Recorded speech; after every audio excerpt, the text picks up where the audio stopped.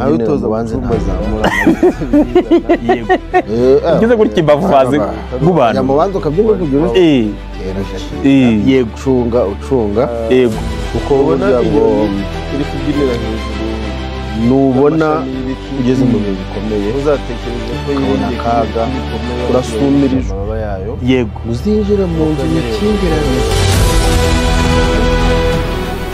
Mu buzima bwacu bwa buri munsi tubayeho mu buryo butandukanye. Bamwe baturuka mu miryango ikize, abandi bagaturuka mu miryango iciriritse, abandi bagaturuka mu miryango itameze neza. Kubona ibyo kurya ari ikibazo, kugira buri kimwe cyose ushobora kuba wiyushya kuwe, ariko ntibivuze yuko nubwo nawe uturuka mu muryango ukize, aya makosa atatu ngiye kukubwira cyangwa se ibintu bitatu ngiye kukubwira nuramo kubikoze cyangwa se nibe ubikora, ubuzima bwawe buri kujya mu kaga, uri kwishyira mu kangaratete, kubera yuko nubwo iwanyu bakize nagusobanuye ko nawe ugomba kuba umukire. Buriya reka mbanze nkubwire akantu kamwe. Hari igihe umwana aba akomoka mu muryango mwiza kandi umuryango ufite buri kimwe cyose, ariko bakarindira yuko nyine papa wabo cyangwa se iwabo bitaba Imana kugira ngo nabazone uko bakoresha imitungo yabo ariko bazaba bakire. Ibyo bintu ntabwo ari byiza cyane. Niyo mpamvu kukubwira ibintu bitatu ukora mu buzima bwawe wibwira yuko nyine ngo uri gutwika, uri kwirinda agasuzuguro, nyine wumva ko ufite peace in mind, wumva ko nyine nta bintu bya stress ushaka mu mutwe, wumva ko nyine udahangayitse, icyo gihe ubayeho neza. Ariko mu gihe kizaza bikazakugiraho ingaruka mbi, bikaba byakwica ubuzima bwawe 105%. Yewe muri kumva ni GOMire nk'ibisanzwe, ariko naza ngashimira abantu inshuti z'akadasohoka za GOMire zaje kuri YouTube channel, zigakora subscribe ndanya zigakora no kunzogera kugira ngo tuzadukora butaha ibyo bito bizigiraho cyane. Zatumye tugira kwa subscribe 112 na launch cyane n'uri mushyashya kuri YouTube channel, wakora subscribe ndizigakora no kunzogera kugira ngo nzajya nkora ubutaha ibyo bito kugiraho neza cyane. Kandi mu bambere mbahaye ikaze. Ikintu cya mbere rero urubyiruko rwinshi dukunda gukora cyangwa se abantu benshi dukunda gukora ni ukwanga kwiga. Aka kantu mukumve neza, nimvuga kwiga ntabwo ari kwiga mu ishuri byonyine gusa. Buriya kwiga birimo uburyo butatu, ariko mbere ko nanjye kukubwira uburyo butatu burimo kwiga, muri kumaze nkubwira ubundi kwiga ni iki. Kwiga kuri njyewe ndumva ari igihe ushobora kumenya ubumenyi bushyashya utari usanzwe uzi, nyine kunguka ikintu gishyashya utari usanzwe uzi mu buzima busanzwe, twamenya no kugikoresha mu buzima bwacu busanzwe. Buriya kwiga birimo ibice bitatu.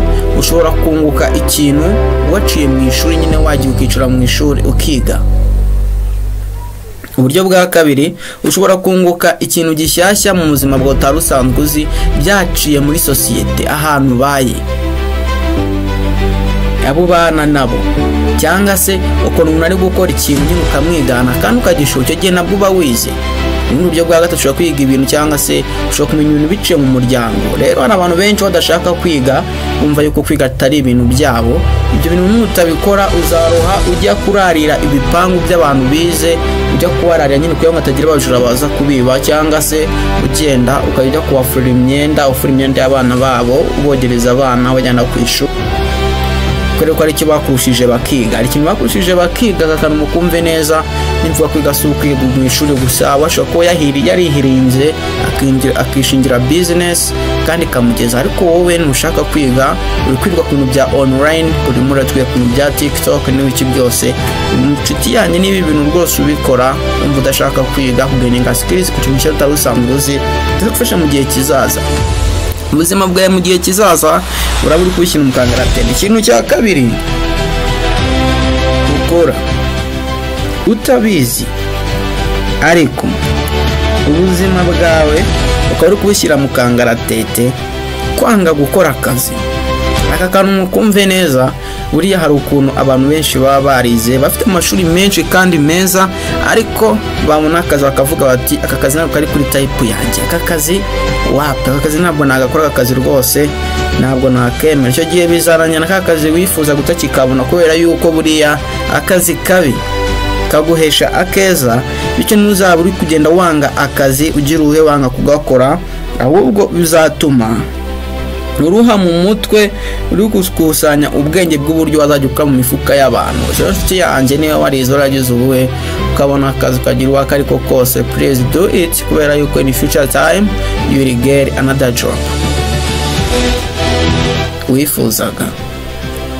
Ikintu cya gatatu rero ugomba, ikintu cya gatatu abantu benshi twanga gukora tuvuga tuti wenda I have a school I studied more. Icya gatatu twanga gukora, kwanga guhinga. Ushobora kwanga guhinga ukazaruha ujya kurinda ibyo bandi bahinze, ukazaruha ujya gukorera amafaranga ugura ibyo bandi bahinze kandi biguhenda cyane. By'umwihariko aho ngaho nshobora kuvuga guhinga, abantu bo mu mijyi abenshi ntibamenye ibyo ari byo, ariko guhinga abantu bo mu cyaro babyumvishe cyane. Niba uri mu cyaro uri urubyiruko ufite aho guhinga, please wabikora, kuko ibintu utabikora ufite uburyo mu gihe kizaza nubwo zaba uriho nabi.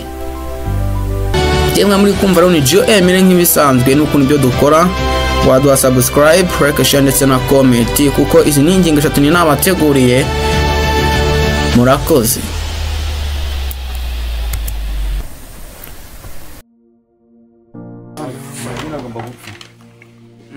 Aneho ngozi no wawe tusogira umugozi iwanjye umugozi go press any key to boot from USB. Neze ubwo kanda kahiga kandi ubonye Seko ko byanze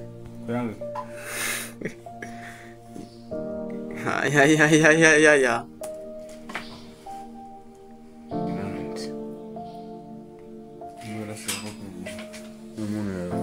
ntabwo bisobanuye ko bikunze nose sinageze ahandi hirya bikanga.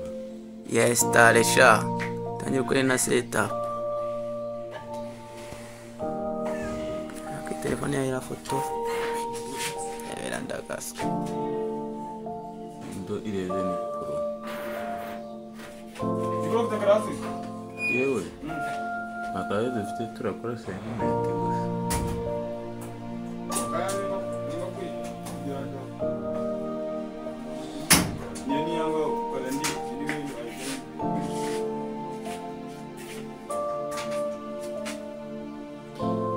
Kubona birakunda no kuri next and then format byose bivuga sibwo n'icyo ko biri bukunde. Ese utabifoma sari cyo bitwaye iyo disk ari nini ntari ubwo utayifoma sari usaba ushyizeho windi ebyiri. oya ya bintu biba biri kuri ya yindi kugira ngo Windows ijye muri bino ko iburi yose ijya kuri partition yayo.